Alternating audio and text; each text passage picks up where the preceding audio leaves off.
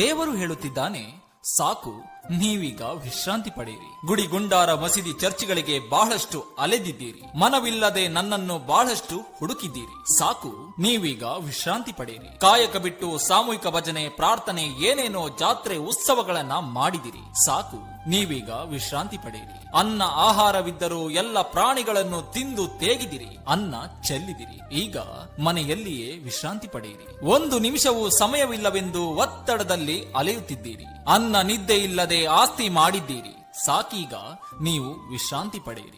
ಅತಿ ಆಸೆಗೆ ಬೆನ್ನು ಬಿದ್ದು ಸಜೀವಗಳನ್ನ ಸುಟ್ಟು ನಿರ್ಜೀವಗಳನ್ನು ಗಳಿಸಿ ಇದ್ದಿದ್ದರಲ್ಲೇ ತೃಪ್ತಿ ಪಡದೆ ಅತೃಪ್ತರಾಗಿ ಅಂತರಂಗವ ಅಶುದ್ಧ ಮಾಡಿ ಬದುಕಿದ ನೀವೀಗ ವಿಶ್ರಾಂತಿ ಪಡೆಯಿರಿ. ಸ್ವಾರ್ಥದ ರಾಜಕಾರಣ, ಲಂಚದ ಉದ್ಯೋಗ, ವ್ಯಾಪಾರದ ಶಿಕ್ಷಣ, ಮಾರ್ಕ್ಸ್ ಒತ್ತಡದಲ್ಲಿ ಮಕ್ಕಳು, ಹೆತ್ತವರು, ಗುರುಗಳು, ನಿರುದ್ಯೋಗ ಉತ್ಪಾದಿಸುವ ವಿಶ್ವವಿದ್ಯಾಲಯಗಳು, ಸಾಕು, ನೀವೀಗ ವಿಶ್ರಾಂತಿ ಪಡೆಯಿರಿ. ಪರಿಸರದ ಮೇಲೆ ನಿರಂತರ ದಾಳಿ ಮಾಡಿ ವನ್ಯ ಜೀವಿಗಳನ್ನ ಕೊಂದಿರಿ. ಈಗ ನೀವು ಝೂನಲ್ಲಿ ಇದ್ದೀರಿ. ಪ್ರಾಣಿ ಪಕ್ಷಿಗಳನ್ನು ಮನೆಯಿಂದಲೇ ನೋಡುತ್ತಾ ವಿಶ್ರಾಂತಿ ಪಡೆಯಿರಿ. ಒಂದು ಬಸ್, ಟ್ರೈನ್, ಫ್ಲೈಟ್ ಮಿಸ್ ಆದ್ರೆ ಟೆನ್ಷನ್ ತಗೊಂಡಿರಿ. ಜೀವನ ಮುಗಿದೇ ಹೋಯ್ತು ಅಂದುಕೊಂಡಿರಿ. ಅವು ಎಲ್ಲವೂ ಅಲ್ಲೇ ನಿಂತಲ್ಲೇ ನಿಂತಿವೆ. ನೀವೀಗ ವಿಶ್ರಾಂತಿ ಪಡೆಯಿರಿ. ಟ್ರಾಫಿಕ್ ನಲ್ಲಿ ಹೆತ್ತವರು, ಪ್ಲೇ ಹೋಮ್ ನಲ್ಲಿ ಕಂದಮಗಳು, ವೃದ್ಧಾಶ್ರಮದಲ್ಲಿ, ಅನಾಥಾಶ್ರಮದಲ್ಲಿ ಅಜ್ಜ ಅಜ್ಜಿ, ನಿಮ್ಮ ಮುಖ ಒಬ್ಬರನ್ನೊಬ್ಬರು ನೋಡುತ್ತಾ ನೀವೀಗ ವಿಶ್ರಾಂತಿ ಪಡೆಯಿರಿ. ಕ್ಷುಲಕ್ಷ ಕಾರಣಕ್ಕೆ ವಿಚ್ಛೇದನ ಕೊಟ್ಟಿರಿ. ವರದಕ್ಷಿಣೆಗೆ ಹೆಣ್ಣನ್ನು ಸುಟ್ಟಿರಿ.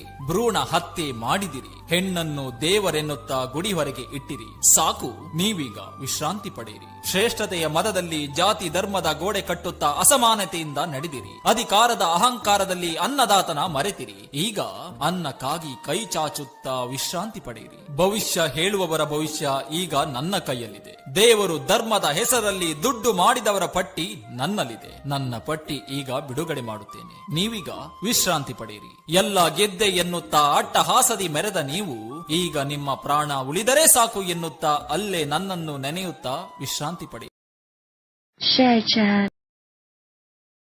ದೇವರು ಹೇಳುತ್ತಿದ್ದಾನೆ, ಸಾಕು, ನೀವೀಗ ವಿಶ್ರಾಂತಿ ಪಡೆಯಿರಿ. ಗುಡಿ ಗುಂಡಾರ ಮಸೀದಿ ಚರ್ಚ್ಗಳಿಗೆ ಬಹಳಷ್ಟು ಅಲೆದಿದ್ದೀರಿ. ಮನವಿಲ್ಲದೆ ನನ್ನನ್ನು ಬಹಳಷ್ಟು ಹುಡುಕಿದ್ದೀರಿ. ಸಾಕು, ನೀವೀಗ ವಿಶ್ರಾಂತಿ ಪಡೆಯಿರಿ. ಕಾಯಕ ಬಿಟ್ಟು ಸಾಮೂಹಿಕ ಭಜನೆ, ಪ್ರಾರ್ಥನೆ, ಏನೇನೋ ಜಾತ್ರೆ ಉತ್ಸವಗಳನ್ನ ಮಾಡಿದಿರಿ. ಸಾಕು, ನೀವೀಗ ವಿಶ್ರಾಂತಿ ಪಡೆಯಿರಿ. ಅನ್ನ ಆಹಾರವಿದ್ದರೂ ಎಲ್ಲ ಪ್ರಾಣಿಗಳನ್ನು ತಿಂದು ತೇಗಿದಿರಿ. ಅನ್ನ ಚೆಲ್ಲಿದಿರಿ. ಈಗ ಮನೆಯಲ್ಲಿಯೇ ವಿಶ್ರಾಂತಿ ಪಡೆಯಿರಿ. ಒಂದು ನಿಮಿಷವೂ ಸಮಯವಿಲ್ಲವೆಂದು ಒತ್ತಡದಲ್ಲಿ ಅಲೆಯುತ್ತಿದ್ದೀರಿ. ಅನ್ನ ನಿದ್ದೆ ಇಲ್ಲದೆ ಆಸ್ತಿ ಮಾಡಿದ್ದೀರಿ.